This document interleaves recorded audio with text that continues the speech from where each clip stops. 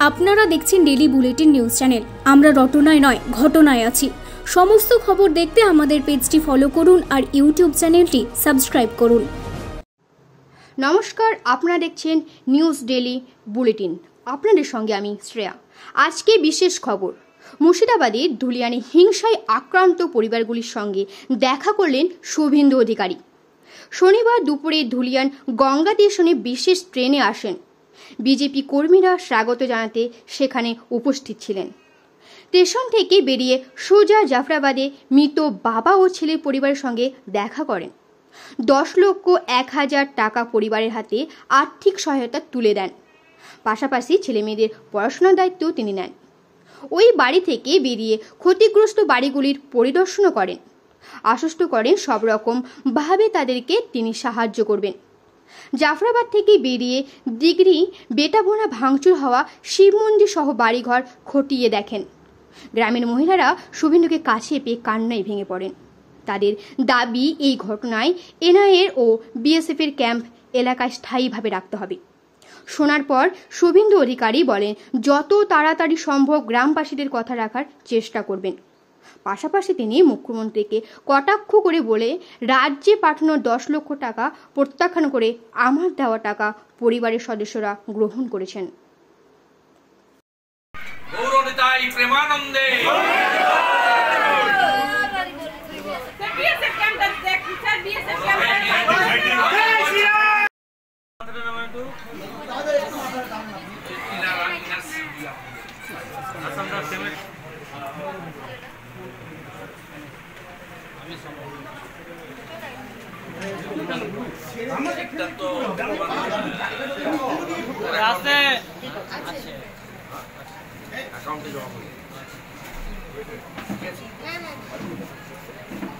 আপনারা বিচার চেয়েছেন, মুখ্যমন্ত্রী নেননি।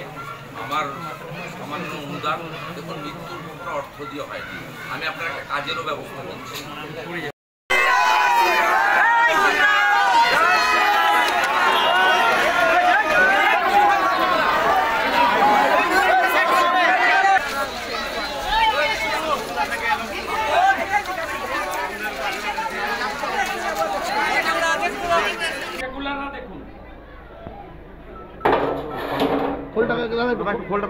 খোলটাকে দাদা একটু খোলটা তোলেন, খোলটা একটু তোলেন, খোলটা একটু রাখেন, খোলটাকে একটু রাখেন।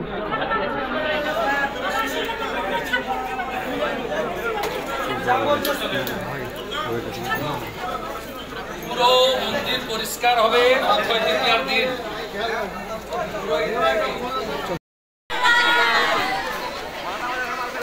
ঠিক আছে, ঠিক আছে, ঠিক নেই, ঠিক থাকলে বলবো না, তোমরা দেখতে হবে, ভালো লাগবে।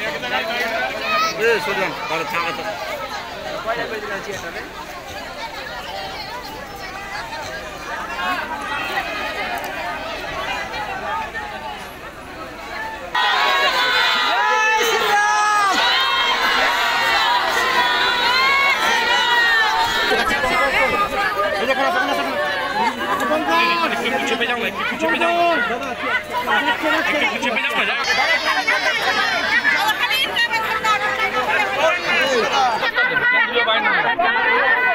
পুলিশ মন্ত্রী মমতার উপরে কারো আস্থা নেই।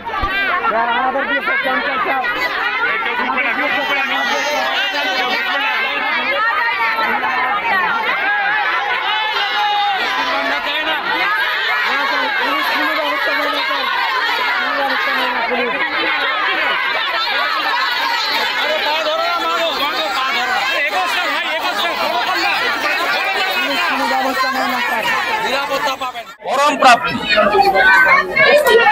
এই পরিবার নাকি সিপিএম বলেছে, প্রমাণ হয়ে গেল। পরিবার কার? পরিবার হিন্দু। ভয়ঙ্কর অবস্থা, আতঙ্ক। সবাই বলছে